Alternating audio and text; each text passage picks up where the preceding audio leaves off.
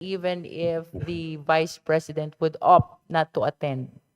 Kahit hindi siya mag-attend or kahit hindi siya mag-file ng answer o kahit walang defense team na dumating, trial will still continue.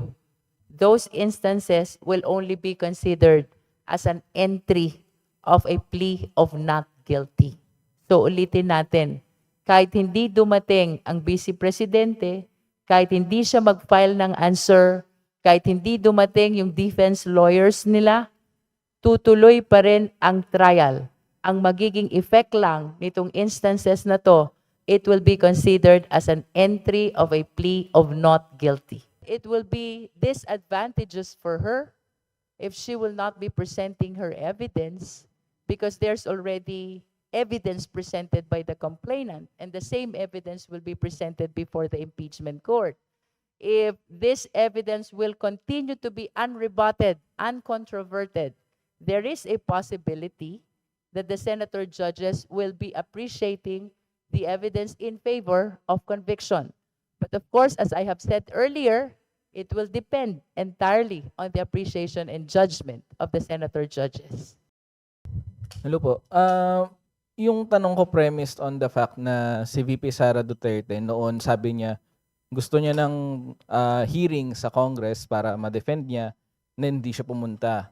And then sabi niya before na gusto niya rin ng bloodbath sa Senate pero hindi pa natin nakikita yon kung pupunta siya.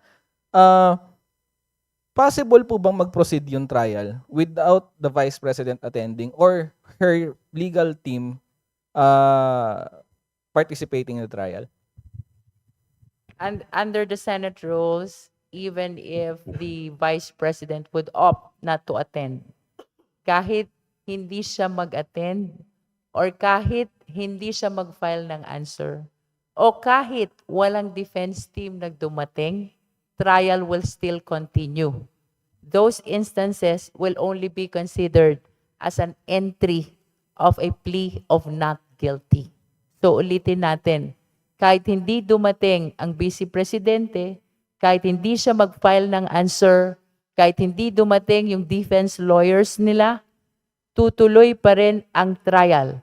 Ang magiging effect lang nitong instances na to, it will be considered as an entry of a plea of not guilty. So yung mga judges po ang mag-enter parang po sa court proceedings. Sila po ang mag-enter ng plea for the Vice President. Ganun po ba yun? It is deemed an entry of not guilty, but the rule does not say that the senator judges will be the one to make that entry.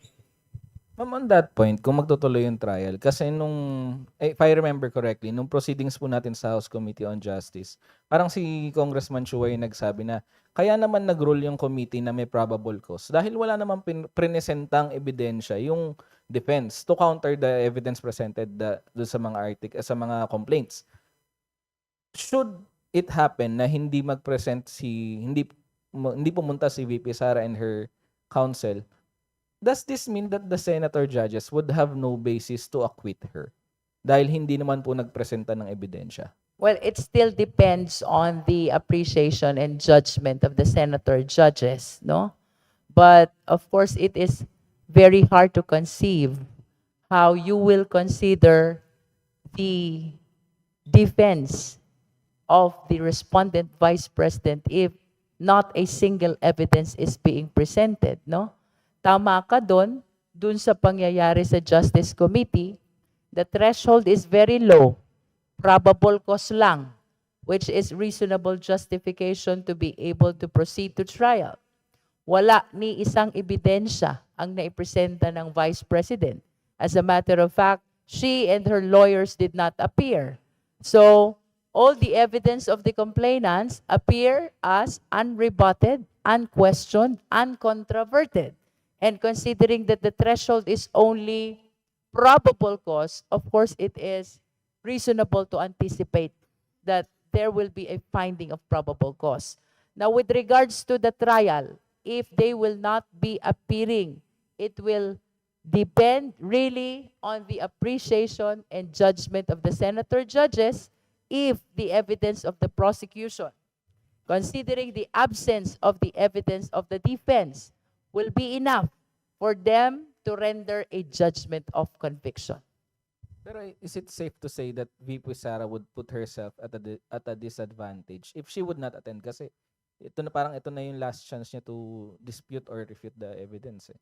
I believe that it will be disadvantageous for her if she will not be presenting her evidence, because there's already evidence presented by the complainant, and the same evidence will be presented before the impeachment court. If this evidence will continue to be unrebutted, uncontroverted, there is a possibility that the senator judges will be appreciating the evidence in favor of conviction. But of course, as I have said earlier, it will depend entirely on the appreciation and judgment of the senator judges. So, ma'am, sorry, last question on my end. Is it possible, ibig sabihin po ba possible na ma-acquit pa rin si VP Sara despite the defense panel not presenting any evidence kasi it is up to the senator judges? As far as we are concerned, the evidence of the prosecution is strong. Pero kung dadating yung sitwasyon na ebidensya lang ng prosecution ang malalatag at walang ebidensyang mailalatag ang defense, perhaps for the reason that they will not appear, that will be an exclusive judgment of the senator judges. But of course, the sovereign Filipino people will be watching. If there is no evidence from the defense and only the evidence of the prosecution are presented, yes, it is an exclusive judgment of the senator judges, but let us all be reminded that the sovereign Filipino people will be watching. Thank you. Thank you, Gab. Fred Mendoza from Manila Times.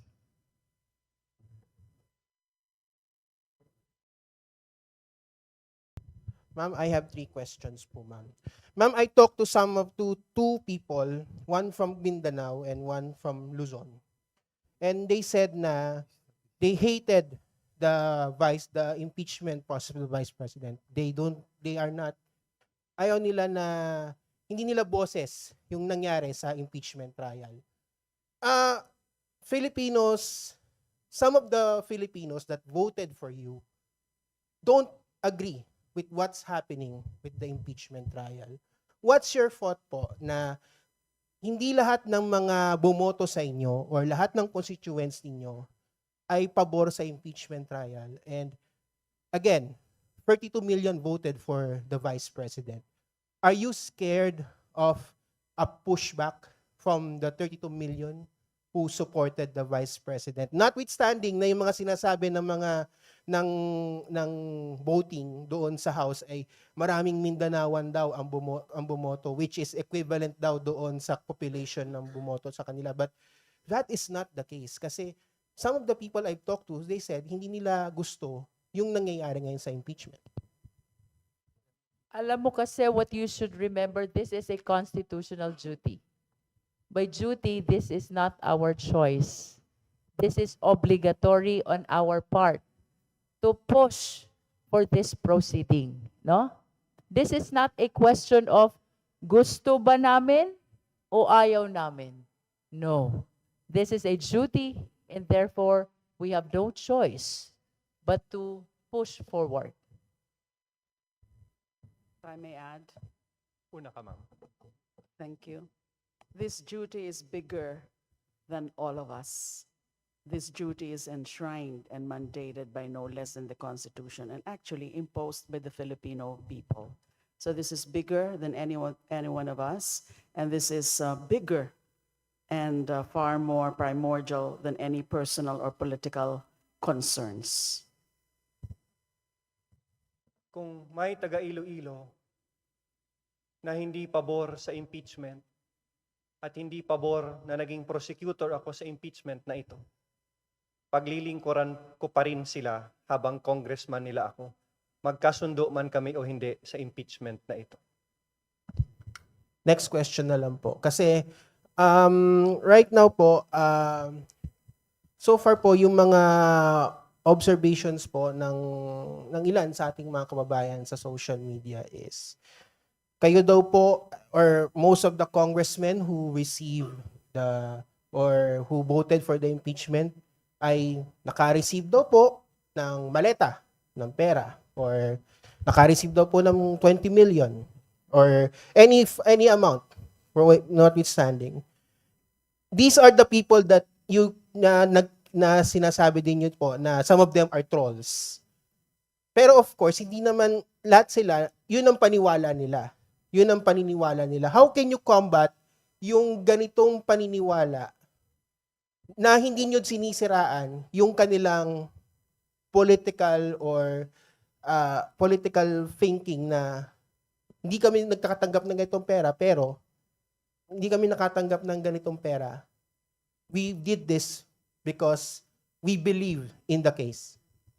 Una sa lahat, tingin ko hindi na ho dapat i-dignify yung question kasi it's basically an accusation without basis.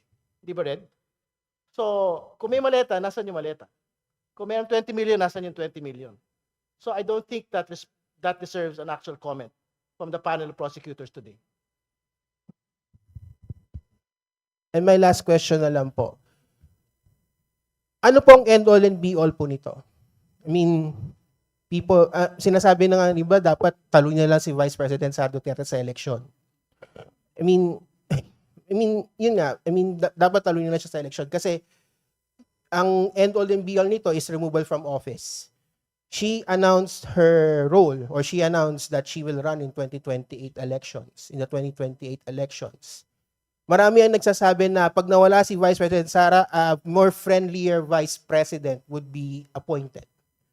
So ano po ang end all and be all nitong impeachment End trial all na to? and be all of this impeachment process is accountability. We owe it to our people. We owe our being elected to our people. We have to show them that we follow the Constitution, that sila ang pinagsisilbihan natin at hindi tayo gumagawa ng pagtataksil sa bayan.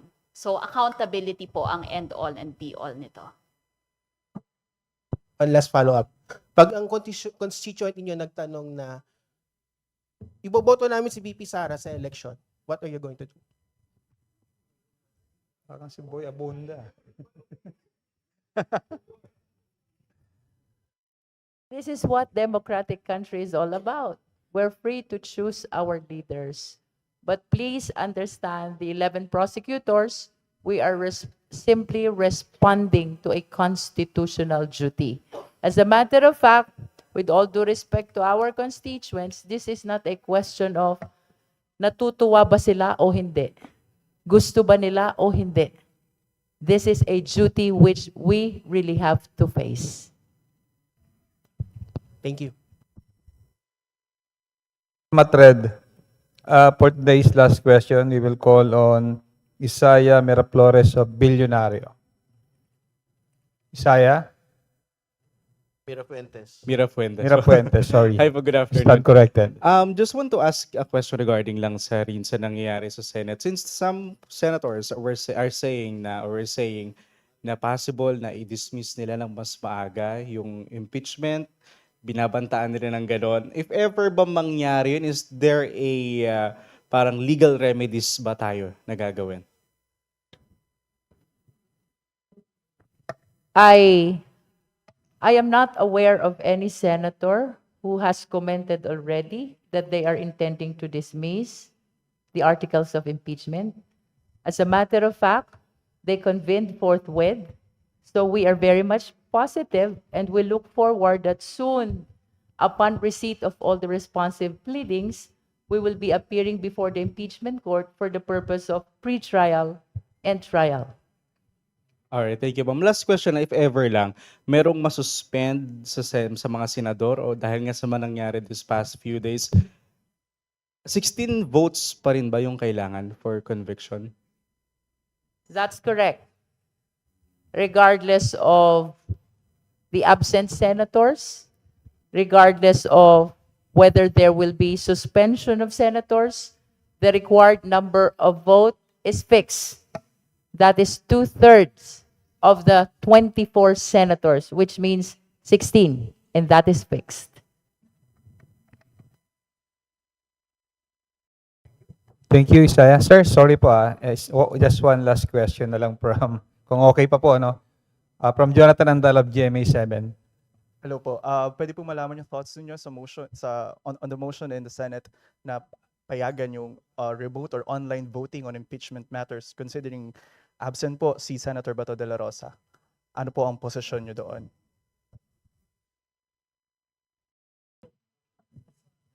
Is this for the legislative process or for the impeachment process? I believe it's on the impeachment matters or yes ma'am. On Well, impeachment if it matters. is for the impeachment process, my personal opinion is the senator judges should be personally present. This is paramount because this is a constitutional mandate. So I believe that they should be present to have a correct appreciation of all the evidence to be presented. And that is including the exercise of his or her right to vote.